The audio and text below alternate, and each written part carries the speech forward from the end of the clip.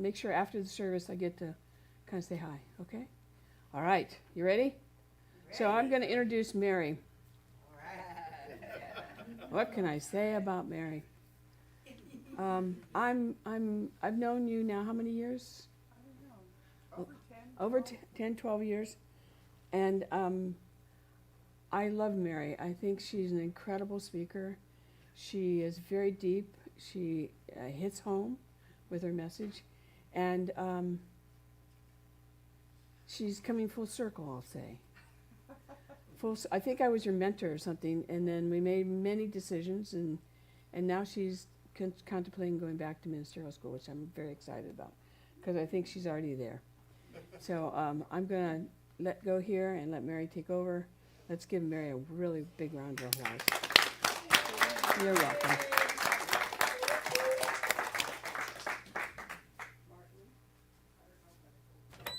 Martin? Okay, we're hot.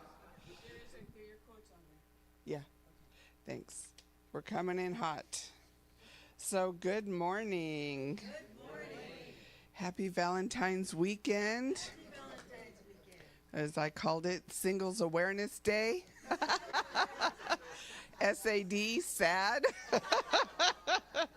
No, it wasn't sad at all. I got exactly what I want because I gave it to myself. So the talk today is Ripples, the Art of Mindful Living. And I talked to Reverend Suzette this week, because we're tag teaming the talk today. And, oh, shoot, I was going to put my stopwatch on, but I'll keep an eye on the time. And she said, what are you going to talk about? And I said, what comes to mind is that we are open at the top. And when Ernest Holmes, who was the founder of this organization, it was called Religious Science, Church of Religious Science at the time, one of the things he said that he wanted our organization to be was open at the top. And so to me, one of the things that means to me is that we are continually expanding and evolving. In a lot of traditional faith churches, there's an idea that there's a book. Regardless of the book, depending on what church you're going to, the book might be different. But there's a book that was written maybe thousands of years ago. And that's the Word of God. And that's the last word. Like, is God not continually speaking to us? Are we not continually evolving something that was written a few thousand years ago? I mean, yes, there is still relevance to it today, but there's so much more. There is so much more to go. And when I was in practitioner training, they really stressed that we are not new age. We are new thought, like a new thought on ancient wisdom. And there has been so much more wisdom over the years, since man first started documenting these philosophical ideas, whether it was Socrates or Jesus or Buddha or Muhammad, peace be upon him, there is so much more evolution of consciousness since then, while the fundamental principles might remain the same. And so with this thought of we're not new age, I have never really, I've held back a little bit with where my path leads. And I have to admit that I have a fascination, indeed maybe an obsession, with the afterlife and near-death experiences. In the early 90s, I watched a movie and recorded it on a VHS tape off TV called Saved by the Light. And it was at Christmas time, so I recorded all the Christmas commercials. And it was the story about Daniel Brinkley and his near-death experience. If you're not familiar with him, he was struck by lightning and was pronounced dead. And at the time, he was one of the longest people who had been deceased and then came back. It was like 20 or 30 minutes, something like that. And he had this profound experience. And so I was just, I used to watch that video over and over and over again. I was just fascinated by it. And then later, like when the internet came along, I started looking up, I found Rona Herman, who channeled Archangel Michael. I don't even know if she's still living with us, but it was just a text, just a written message. And I used to print it out and I would read it, and I probably should have been working, but I was reading Archangel Michael messages. And at the time I remember thinking, is this real? I don't know if this is real. Is there really an Archangel Michael? And is she really channeling his message? And what I decided was it doesn't matter if that's really what's happening, because the message resonated with me. And for me, that's the point. If it resonates, then it's real for you, or it's real for me, right? And I told myself I wasn't going to say right. One of those Toastmasters things, they count the ums when you speak at Toastmasters. And when I look back at my talks, I say right a lot. So I'm going to practice not doing that so I can be a more effective speaker, right? Right.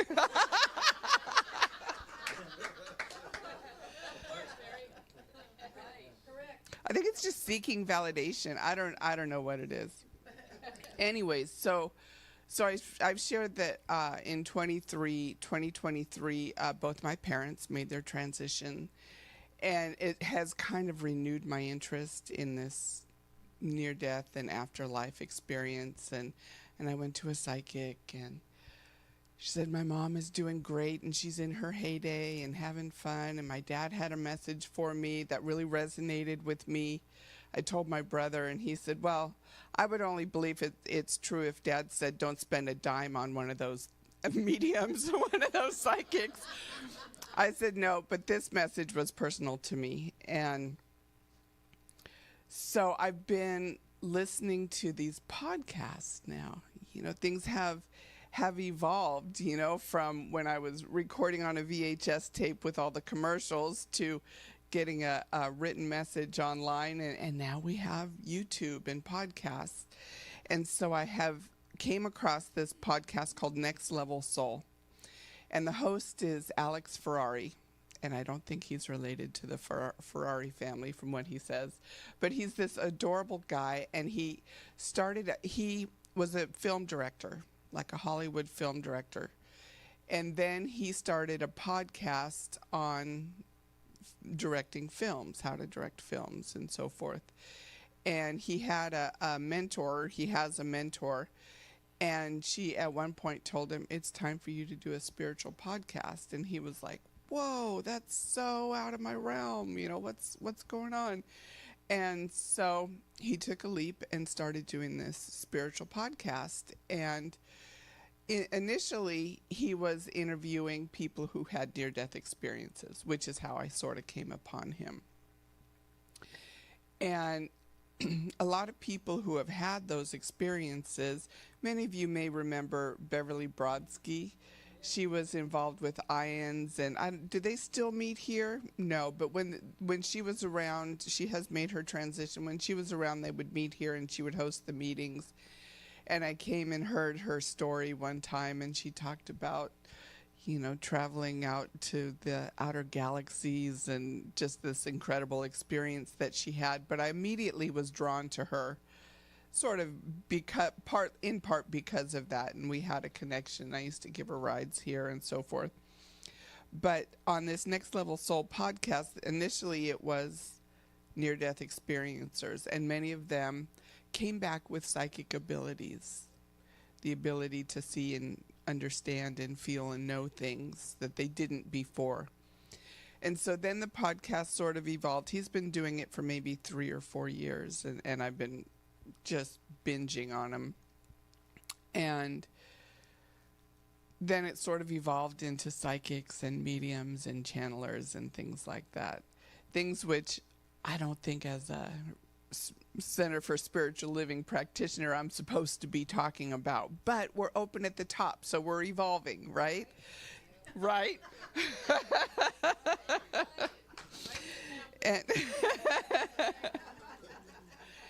and recently, I've noticed he has been talking to a lot of quantum physicists and doctors and researchers and psychiatrists and people who are talking about the blending of science and spirituality.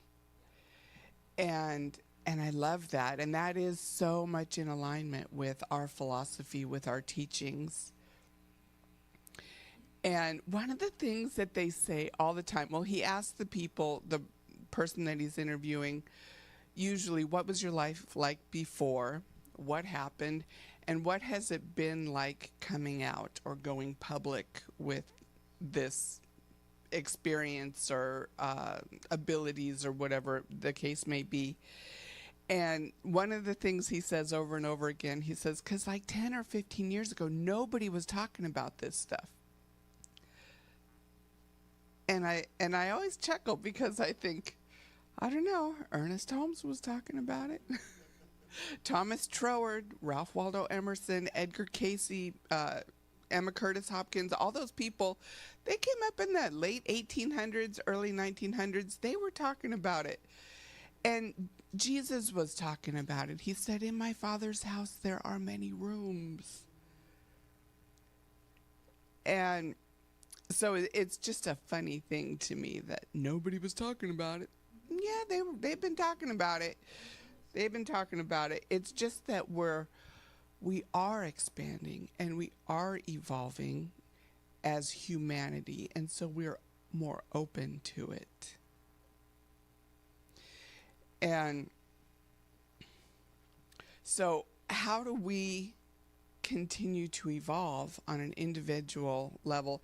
How do we continue to evolve on a collective level? We start with the individual.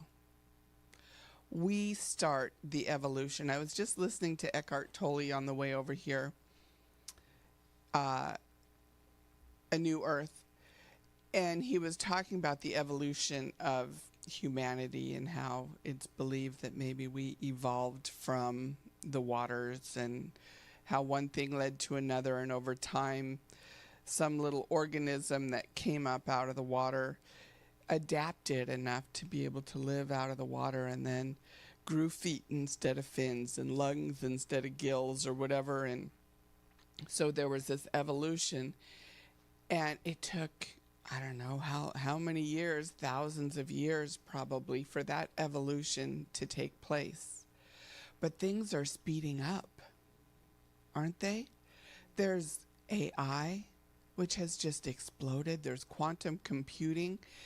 And you know how we talk about the interconnectedness of all of life. And I have a friend who wrote a book on social media marketing, probably in the 90s.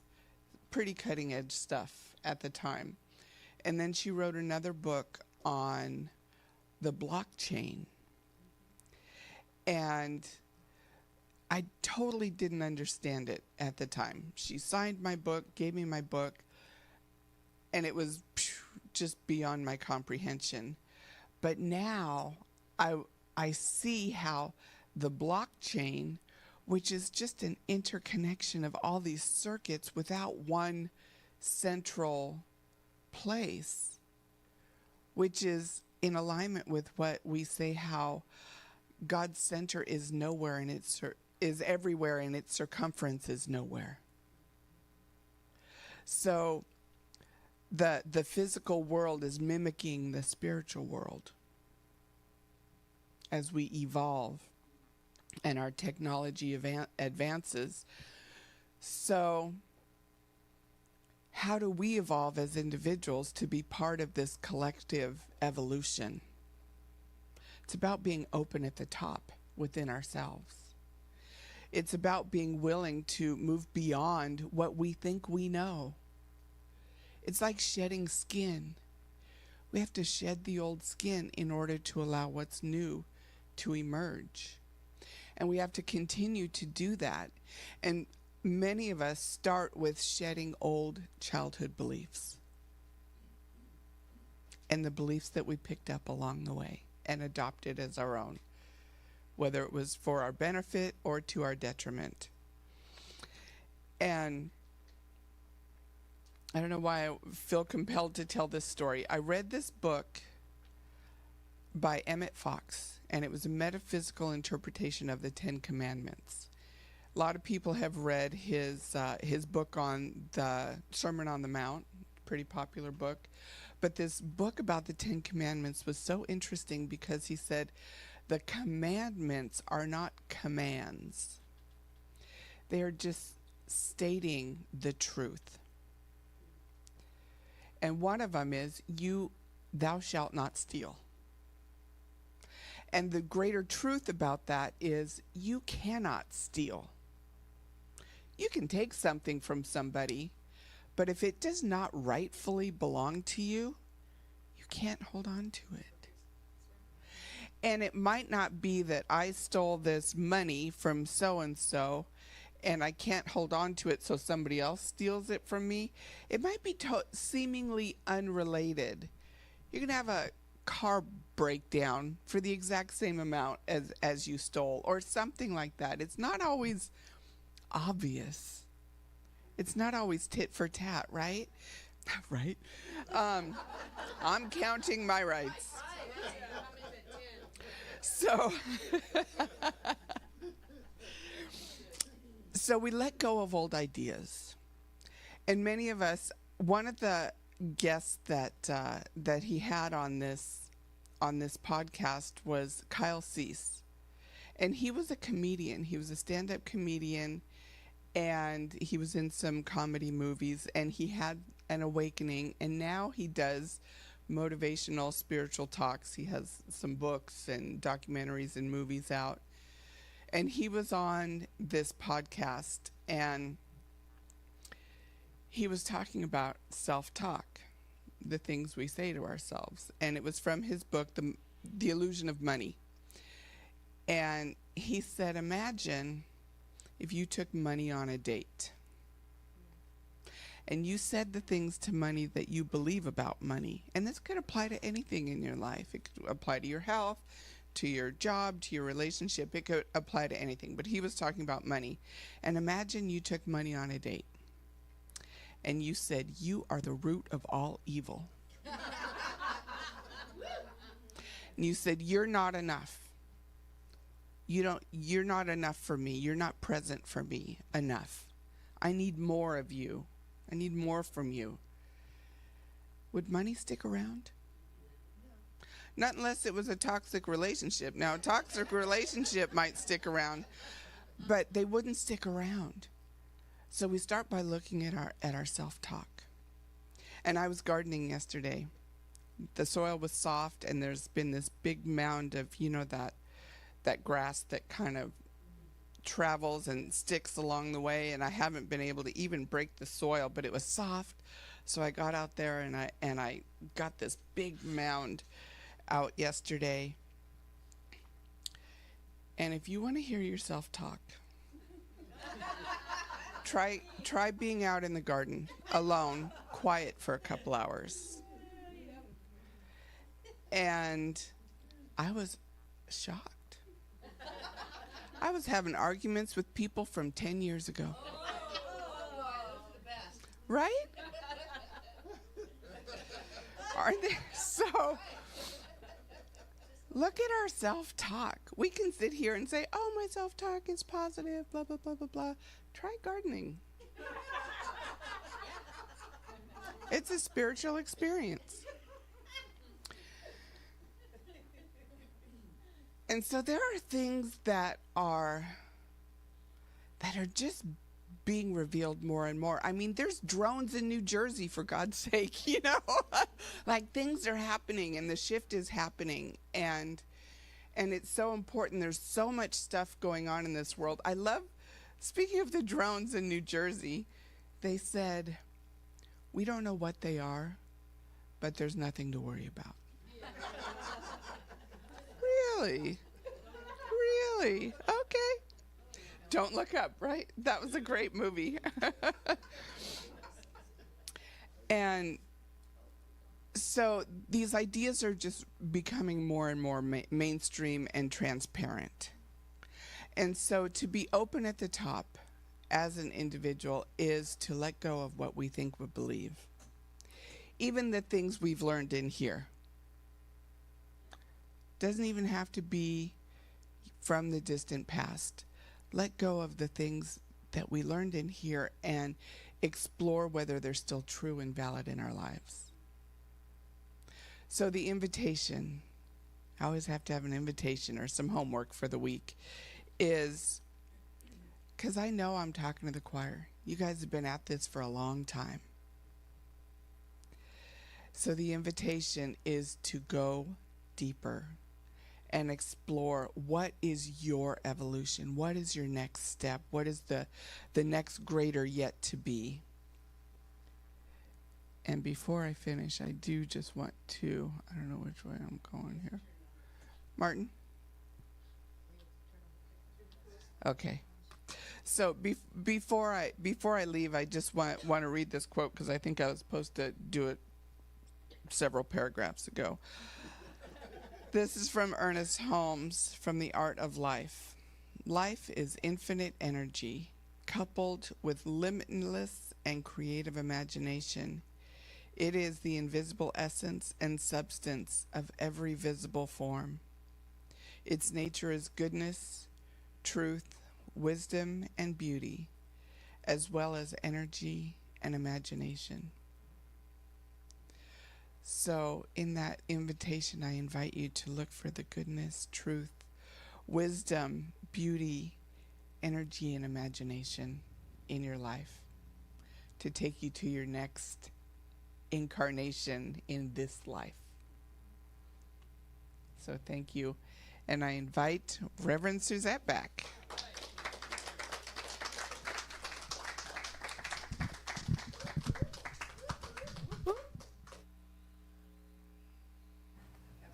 A dance. That was you did. Woo-hoo.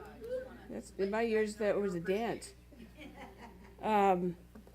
So it's interesting that you talk about, what would you say, open at the top, and I think what you're talking about is the future of evolution completely, of not just of people out there.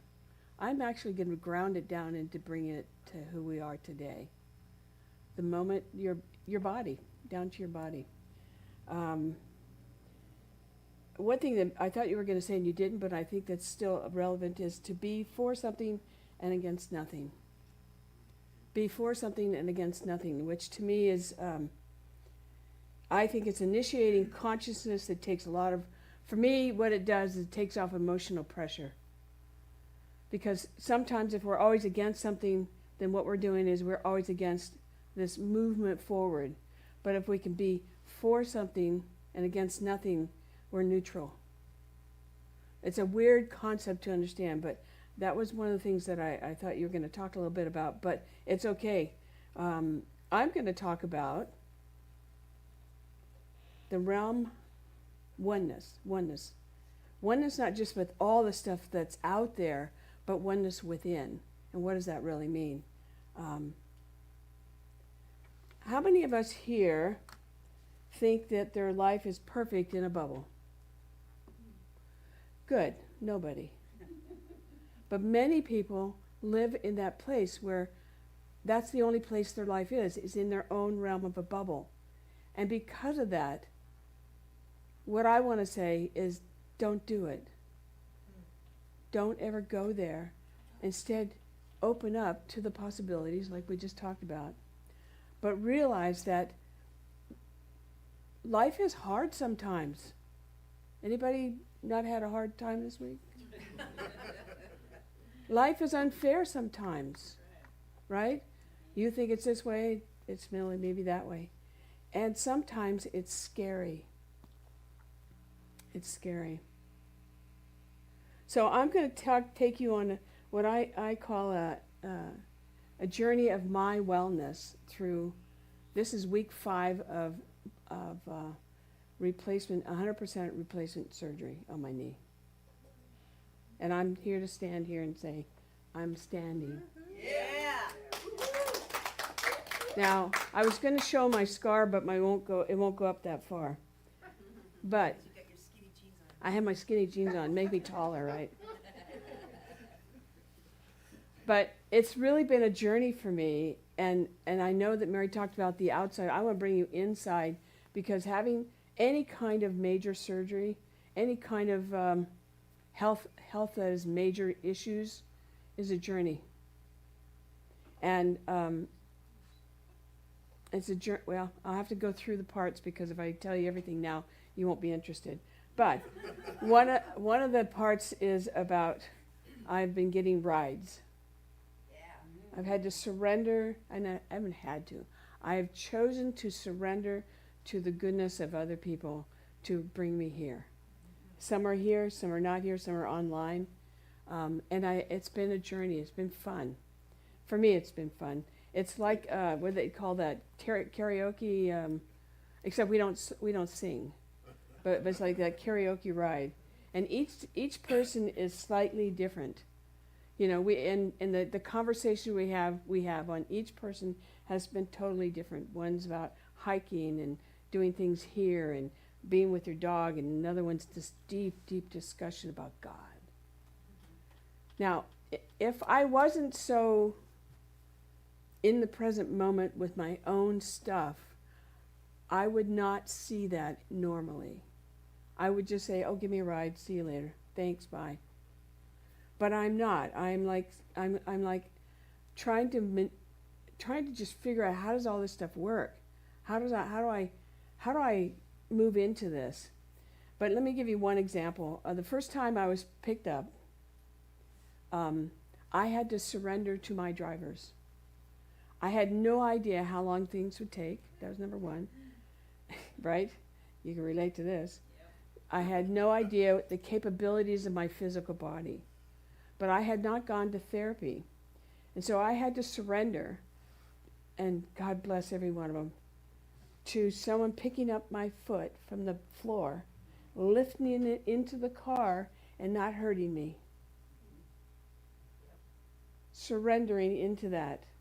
They had to do that, well, every time I got in, every time I got out. But what happened to me, and it's like, you don't think about these things. You just kind of go, oh, well, they did it. No. For me, as the person receiving the gift that they're giving me, I had to be humble at one point, at all points, I should say, grateful and appreciative, period, end of story. And it made me really look at also what other people go through. Am I aware of that? And so I opened up to more compassion, actually. One of the things that I noticed about all the drivers, and this is pretty interesting, because I'm also, as I'm sitting there talking to them, kind of looking at them and being, appreciative of their willingness to just take me, is that each one of them had two things in common. One was they were striving for the goodness of Spirit, God, whatever name you call it, to support them in their own activities, their own lives. And every one of them have a different kind of life. So that was one thing. The second thing was they were looking for a way to be in service to a friend, to their animal, to a companion, to humanity. So and to me, I was like, wow, I never looked at it that way. I just looked at it like, well, they were coming to pick me up and say, hey, thanks, I'm glad I can help you, and goodbye. But no, they were all striving for this one thing, and the one thing it is oneness. Where do I fit in? How do I fit in? What does that look like? What do I want to make it look like? So today, I'm going to talk about oneness through all that. Oneness of who are we? And you're going to get a little tidbit of the book that I'm writing. It's on oneness. In this book, I'll just say, well, I haven't named it, but maybe you can help me. I think I'm going to call it Personal Spirituality for All. Many thoughts, many ideas, many ways. Many ways. It's not one way. It's expansive. And so this book, the reason I'm writing this is that I feel that when we get into spirituality, sometimes we don't know what we're getting into. And so these are just spiritual concepts or words, but I'm trying to write it at the 10th grade level. So it's not above somebody's head. It's more about what does that mean to me inside. So today, this is the beginning of the book of oneness, and it's only like 2 pages long, so it's not like this big thing it's going to have to figure out. It's more about you learning about what does that mean. So this is the very first paragraph. There is one universal intelligence, a creative power that infuses and sustains all of existence. The principle of oneness reveals the profound interconnectedness of all life and the unity underlying all things. Just as every thread in the tapestry contributes to its beauty and strength, so too are we integral parts of the cosmic whole, bound together by this divine essence. Oneness is not merely a philosophical concept, it is a lived reality, reminding us that separation is an illusion and that every action we take ripples through the web of existence.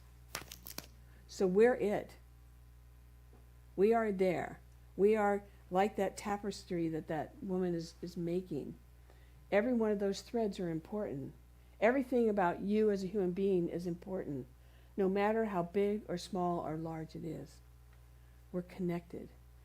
And what's interesting as I think about Mary's talk, we're connected also to expand. And we all expand in different ways. But every way is important. When I first read this, I thought, oneness is an illusion. Who's heard that before? Anybody? Oneness is an illusion.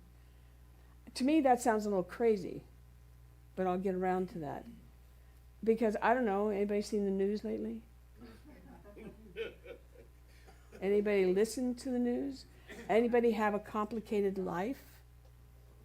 You were talking as you were doing your gardening. I didn't talk to myself before I got knee surgery. And the reason why I talked to myself in the beginning, at least a lot more than I do now, is because I wanted to tell it was doing a good job. It was doing a good job lifting the leg. It was a good job bending the leg. I can only bend it so far right now. It's just communicating in my own way to my own body.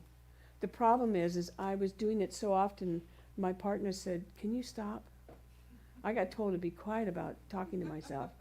So you have to do it kind of in a new way. At least I have had to. But anyway, I also put in here oneness with appearance of pain and suffering. The thing is, and this is what's so important, no matter where we are, no matter where the world is, no matter what the politics are, no matter what is going on outside this door, we are all still connected. We are all still connected at that level. And we have to remember that we are, and that we have choices along the way.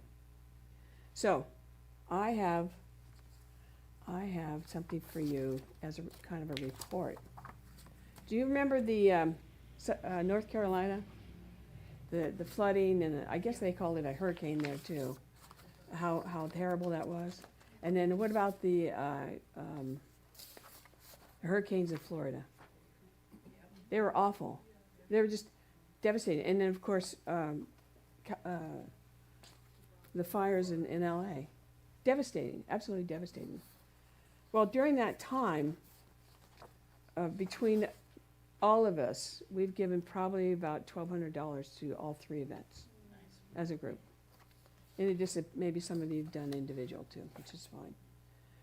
But when we give like that, and we're talking about oneness at a level that we don't necessarily think of ourselves as oneness, but when we give at that level, what we do is we say, my heart is with your heart, and I want to just give. I don't want anything back. I just want to give. And so that relieves the suffering, you might say, in our hearts. because that's all we can do at the moment. Now, there's probably other things you can do, but I'm going to use just that as the example. When that happens, we don't expect anything back. We don't expect a report. We don't expect them to even notice that anything happened. Well, I'll have you know that I have 3 people, 3 different reports that came back to me about the things that we did. And I just think they're really cool.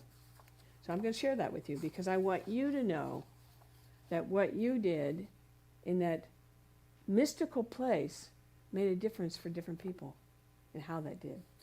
So the first one, this is from North Carolina. This is an artist. I thought you would enjoy that. That they created this, what I'm going to read. The words actually go around this, and I'll describe it in a minute. She says, "Oh my goodness, we are deeply humbled by your very generous and kind donation.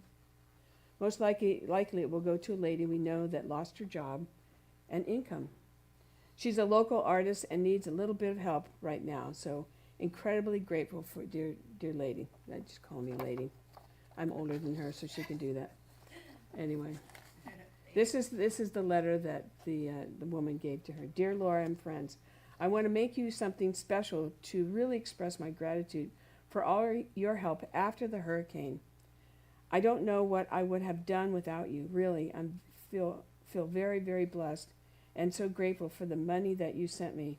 I know that other people connected to you who don't even know me contributed too. I'm so grateful. I was planning on teaching a class on handmade paper making." This is handmade paper that she wrote this on. "Black walnut ink making and earth pigment paint making plans for the day after the storm. It didn't happen. So I'm using this handmade paper for a thank you card instead. I hope you like it." I'm going to cry. "I painted this from a photo I took this spring in the forest of Brevard. I love how the painting turned out. I hope you do too. It was so beautiful to see so many people after the storm coming together, and so many helped each other. My neighbors on the corner of 80th and Water Street became a supply hub in the whole neighborhood, gathering there to help each other, to meet each other, to check in with each other, and to get what they needed. It was like a party. They weren't handing out money, though, and that's what really needed most of all, that she needed. Again, I'm very humbled by your donation. I'm so grateful to live near the quiet place and have a connected with the good energy of that place. Thank you. I look forward to connecting again soon." And her name happens to be Suzanne. All right. Cool. So that was one. This is the other one from CSL Asheville. It says, "Thank you all for your prayers and support. Asheville got hit hard. It looked like a war zone here. I'm okay, as are all the congregants, as we've been able to reach. I'm lucky because we have a pool where I live to haul water for toilet flushing. Wow. Power, running water, cellular, and phone service, internet, all down. Power is starting to be restored, and food, bottled water, gasoline are coming back. We just got internet restored at the center today. So we are continuing to reach out to our folks. The center buildings are okay, but the property took a big hit. 8-foot flood waters came to the top steps in the front, so they must have been high a little bit. Big trees down all around the campus. Our main entrance and road to it collapsed. We have much rebuilding to do, and we will come back strong. Still no running water and no timeline for restoration. We've been connecting with other reverends as well. Obviously, we are gratefully accepting prayers and financial support." And then they gave that. I think we sent $200 or $300 to them.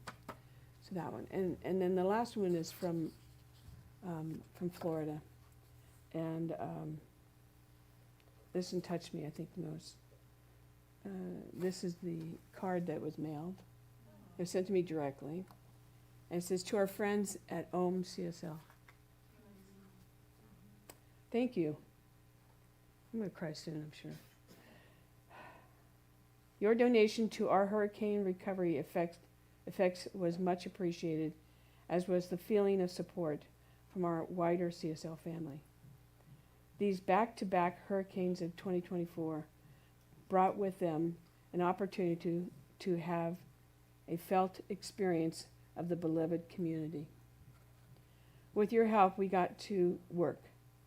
Over 20 households and 4 of our local nonprofits sustained damages, and our funds, hands, and hearts helped.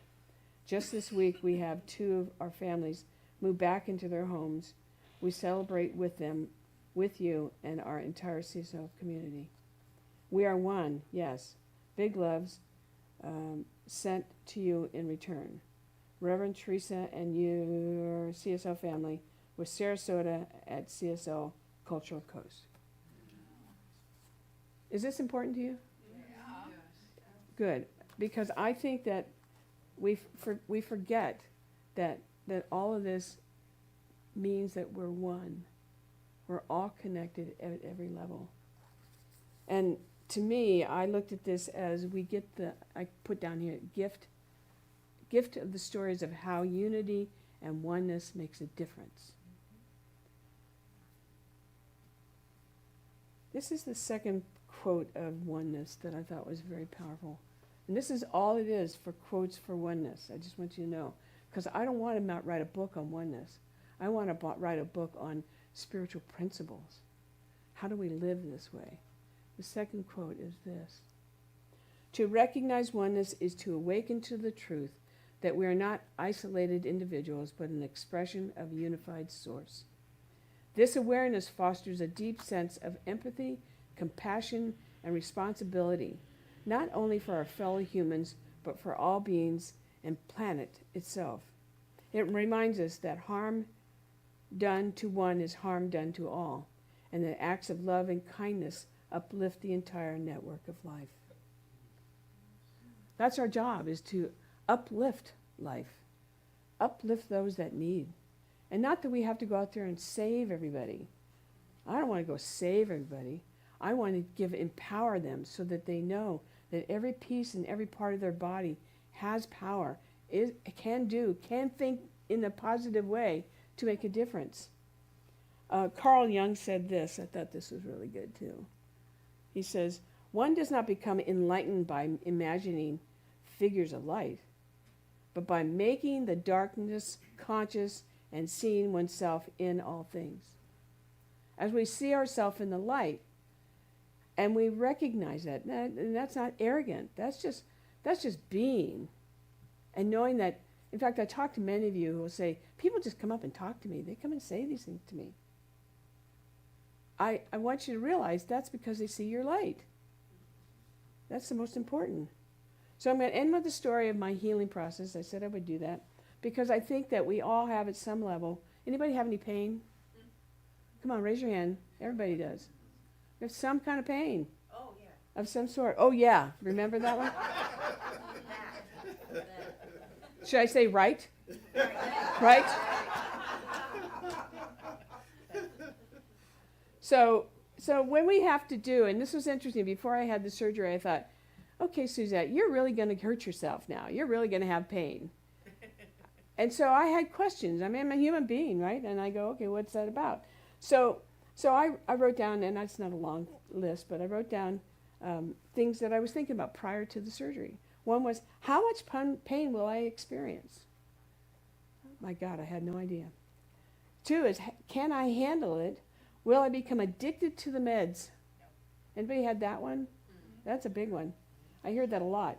How long will this take? That is oh. And when can I get on with my life? Those are small questions, but they're big things. The thing about those questions are, those are what I call external what ifs. And because of that, if I stay in the external what ifs, in the mystery of that, that takes me away from being in the moment-to-moment experience. So I chose not to do that. I chose to do something different. And so I'm going to give you some of the moments, the one-to-one. So the first day, I realized I needed help from someone who had gone through this experience. Reverend Sherry Sorbo was my mentor for about 2 weeks. And I'll just say what happened briefly. When you have surgery, they put a nerve block in your leg, You know what that is? Who's had knee surgery? Several of you? Okay, you know what it's about, though. Anyway, you are? Well, good, okay. Anyway, they put a nerve block, and it's only good for 24 hours. Yeah. To the dot. They don't say that, but say 24 hours. In addition to doing the surgery. So on day 1 after the surgery, I didn't have any clue. The nerve block stopped and my knee hurt at the same time. Yeah. And the nerve block is just like an explosion of all your nerves waking up at one time. I was like, oh my God, what I do? I can remember I was out in the patio and it happened. I'm like, I'm in trouble. So I call Reverend Sherry. She goes, oh, that's really normal. Do this, this, this, and this. I went, I don't have that, but my dog does. I'll get it. So I did everything she told me. Anyway, she coached me for the first week. I thank you wherever you are. I love you dearly for helping me out because it helped me to understand what was really going on. Once I understood what was going on, I could move forward. The next one was to watch my body was and wasn't capable of doing day to day. It's being aware. At one point I was walker, next day I was in a rolling walker, and then, not the next day, but in between. And then I went slow walking. Now I can walk pretty good. Slowly though. Can't walk with my dog though. Yeah. I gotta watch that one. But the thing is, what I'm trying to point out is I realize here I'm getting better. And to just say I'm getting better. Looking for the little parts that made me feel better. That was the most important part of this, and still the most important of this transition. In fact, I drove to my mailbox yesterday. I wasn't sure if I could raise my leg enough to, put the brake on. That was kind of fun. I thought maybe I can drive to my hair, get my hair cut. The third one was, this one's pretty interesting because I have a physical therapist that, we talk a lot, and I didn't understand why, but let me tell you what. Okay, it's the physical, being fully present with the different types of pain, like muscle needing to be stretched. That's an interesting pain. Or this was the one that happened this week. I have a scar, okay? Now, I've been kind of doing this, being really nice to it. Oh, no. She said, we're going to go through. I say, it kind of hurts. She started just, scraping, you might say, the scar on both sides, and it was like pins and needles. It's the weirdest feeling I've ever had. But, I don't have any more pain anymore because she took care of it. But what was probably the most interesting part of this is that during each time she would do any kind of thing to make the muscle feel better, is she would ask me to tell a story. And I tell stories all the time to take my mind away from it so I would feel better. And then the last thing is she realized that, I realized that this whole process had been really been about the will of me wanting to be better, to get better. Not necessarily, it used to be how fast I would go, but it was like, what is the process of, what's the next thing I have to do to get better, to feel better? And now I'm on a bike just doing half of a, just a half. Can't go any farther because it hurts. So anyway, I want to say, I don't want you to think I love pain. Kind of sounds like I do, doesn't it? But it's not about that. It's about my oneness within my body. You talk about expansion there. I'm talking about expansion inside. Oneness of what is it my body needs, what can it tolerate, and what can it move through. So anyway, I've used my body as an example, but I want you to realize that's true within your life. What are you willing to go through? What are you willing to listen to? And what are you willing to make that little change that'll make a difference? So, since I'm running a little bit late, and I don't want you guys to listen to me for 10 hours, it's a joke. I'm going to give you a handout. And let me tell you about the handout in 1 second, Emma. I want you to, this is the exercise I would have you do, but I want you to take this exercise that's in the book, and I want you actually to do this in the next week. I'll just read it to those that are online. First one is spend time in nature. Second one is practice seeing the divine essence in everyone. I mean, really practice that, because it's different when you don't do that. Third one is engage in acts of kindness. And of course, I give you all kinds of ways. And the fourth is extending love without condition, which you've already done. So this is your homework. So go ahead and hand that out. And I was going to have you do part of it here, but I don't want to take up time to do that.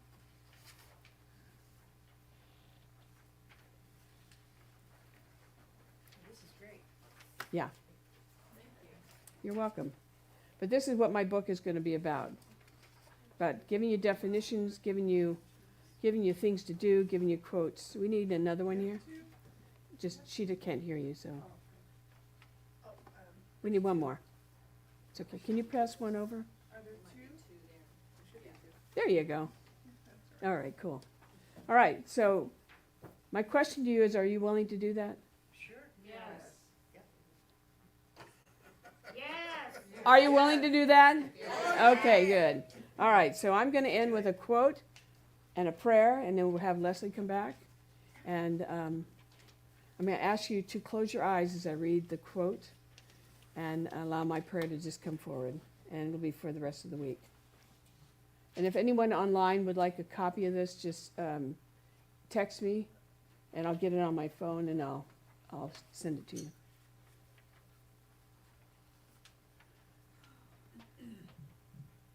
So as we're closing our eyes, I want you to think about this quote. It's about oneness from Thich Nhat Hanh. The essence of oneness is recognizing that we are all interconnected, not just with each other, but with every element of the cosmos. The trees breathe what we inhale and exhale.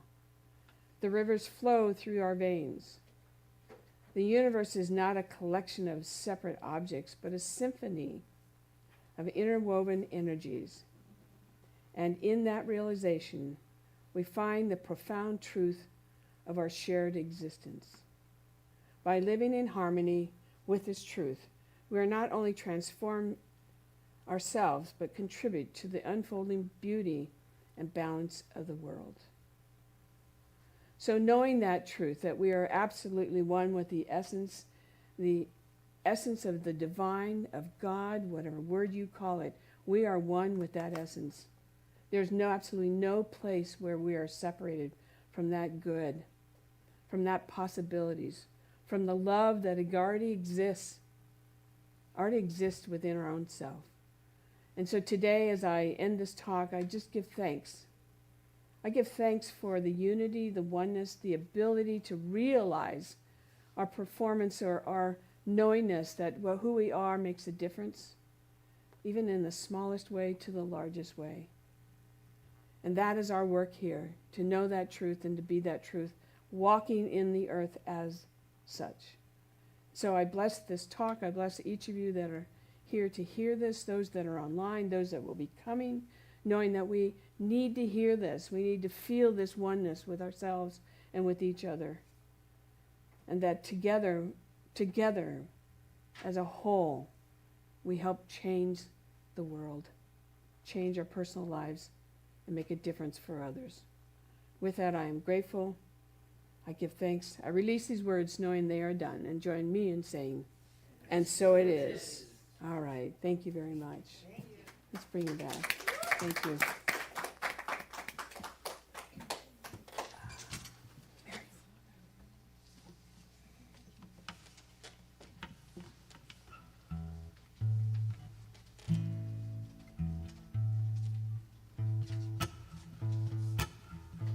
Sing along if you know this song. Think of your fellow man, lend him a helping hand, put a little love in your heart. You see it's getting late, so please don't hesitate, put a little love in your heart. And the world a better place, and the world will be a better place for you and me. Just wait and see. Another day goes by, and still the children cry. Put a little love in your heart. If you want the world to know, we won't let hatred grow. Put a little love in your heart, and the world will be a better place, and the world will be a better place for you and me. Just wait and see, wait and see.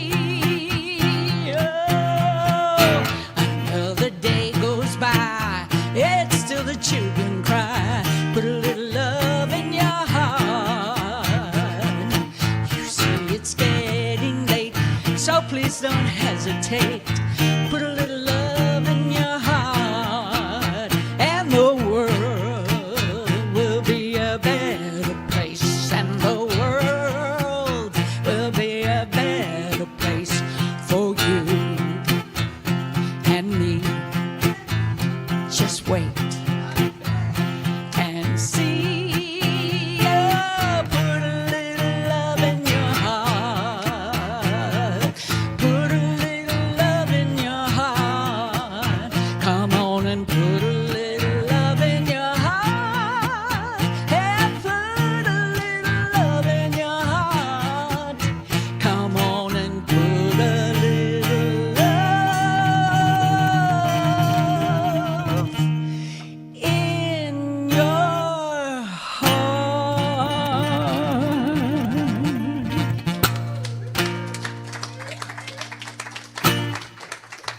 I love it that you play all the oldies and goodies, you know?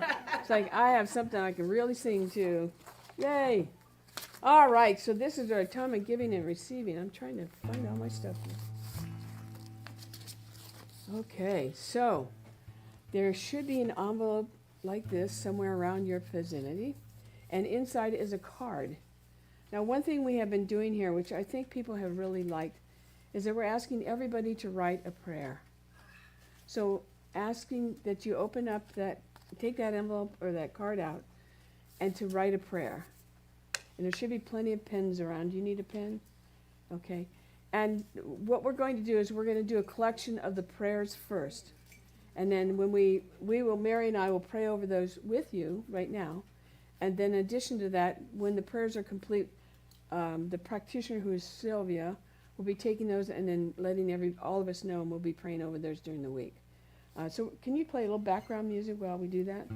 And then we'll also collect the offering the second time around. So.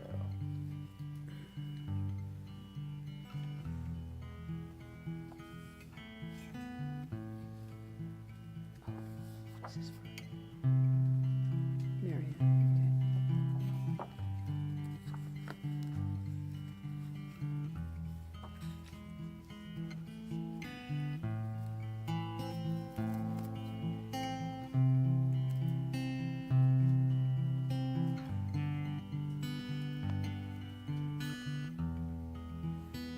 For those of you online, if you want to just type your prayer request, Martin will make sure I get that.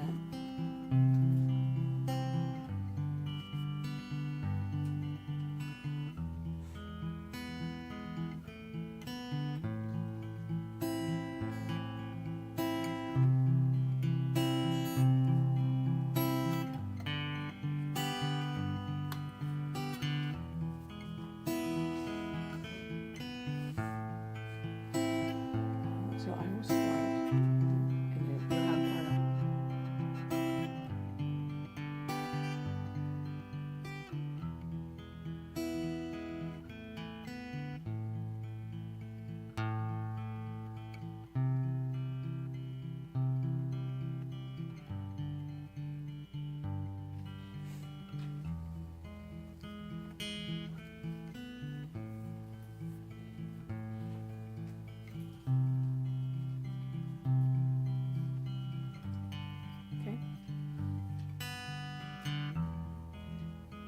they're done. Oh, okay.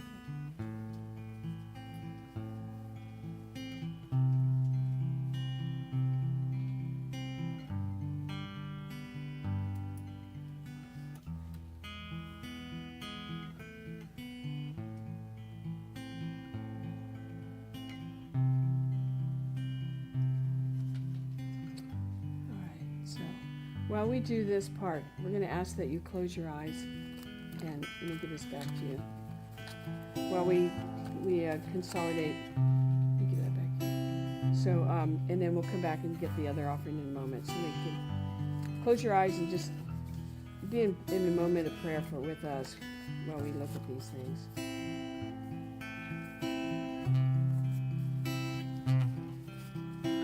Way more generic than individual.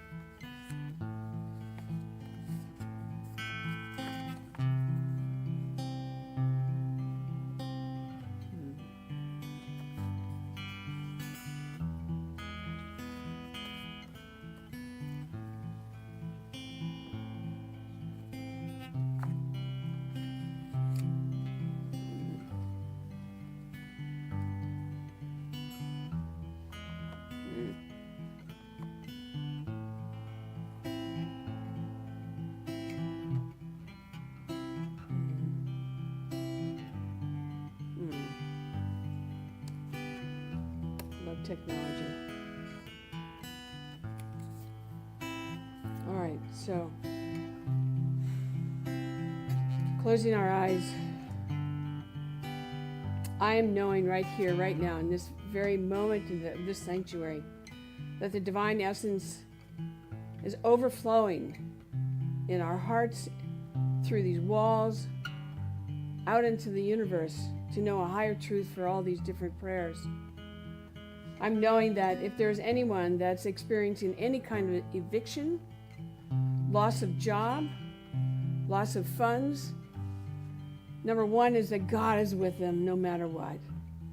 And if there's an awakening that's taking place within each of them, to know that they have power, that Spirit is guiding them through this. They are not alone. There is oneness that is taking place, and that all the elements that have been, let's say, lost are being recovered, but now recovered consciously in a way that moves forward to make their lives and whatever they're doing even better than they could ever imagine. I'm knowing that if anybody has an addiction issue, whatever that could be, that there's an awakening within that says, I'm more than this. I'm more than this. And that awakening comes because they know at a deep level they are one with that, one with the divine that wants to be there, to move forward in life. I'm knowing that there's an awareness in our universe, in our country, that all the millionaires and billionaires are aware of the needs of our country and are saying yes to participating at a higher level. That those things are taking place. Underneath all what appears to be chaos, there is order. And through every chaos, there is a breakthrough. And through that breakthrough, there is awareness, and there is a love that extends far beyond anything as we have already experienced today than we could ever imagine. I'm knowing that anyone that is holding themselves back from feeling that freedom of moving forward, whatever the condition that may be in their life, whether it's fear, whether it's just, I'm tired of this, whether it's, I'm not sure, it's to just get out of the way and surrender to the good that's available. And take that good and feel the goodness that surrounds the inner side of the body and the mind and says yes, yes to even better. So I'm knowing those truths and turn the prayers over to Mary. And so I receive this light. I am remembering who I am, one with that divine infinite presence. Knowing that each one of us here is one in the same life with that infinite, absolute, and self-existent cause, and the first cause, source. And what I know for these prayer requests is that I'm just knowing and claiming and declaring the truth for positive support, for friends, for work, for fulfillment, for creativity, for joy, for love, for beauty. I am just knowing that our families are just coming together and supporting one another as we do in this Om spiritual community family, that there is a love and a support, just as Reverend Suzette expressed in her time of need, that people came together and supported. And that is what is happening for each of us, that there is a oneness and an openness and just a shared experience of love in the community, and anyone who may be experiencing suffering or lack. I'm just knowing a wholeness and a joy and a love and abundance for each one, knowing that they are each guided to an greater understanding of love. And any experience of sadness or depression or anything less than wholeness is just not the truth of who you are. Knowing that the truth is that you are a powerful spiritual being, infinitely loved, unconditionally loved. And living in the present moment just lifts each of us out of that experience. And I know that anyone in the public eye who appears to be less than whole, who is seeming to behave in an unskilled manner, that they are just blessed and that they are loved just as each one of us is loved, and that we are all one in that infinite presence, that divine love, and that we all come from source. And I'm just so grateful for this. And as I speak my word, I release it into the law in gratitude and thanksgiving and joy. I know it is the very nature of the law to receive my word and act upon it. And so I just allow it to unfold the intentions of each of these prayers. I know that Spirit just says yes. So I just call it forth into being, saying, let it be done. And so it is. And in doing so, I just pass the light back to Reverend Suzette. And so I just give great thanks. I give great thanks for the offering today, because it comes from a place of the oneness, of the thinking and being out into the universe to make a difference. So I'm grateful, and I know that as we give, we do receive. And for us, it's the discovery of the receiving that's today we got to see. It may not be at the time we give, but it does happen. And it happens, as Mary said, in many, many ways. So I give great thanks for the offering, for the love, the absolute love that comes with every bit of that offering, knowing that we are abundantly taken care of in all the different manners. With that, I absolutely release these words now into the infinite law of good, of greatness, of power, of love, of truth, knowing that it is done right here, right now. And join me in saying, and so it is.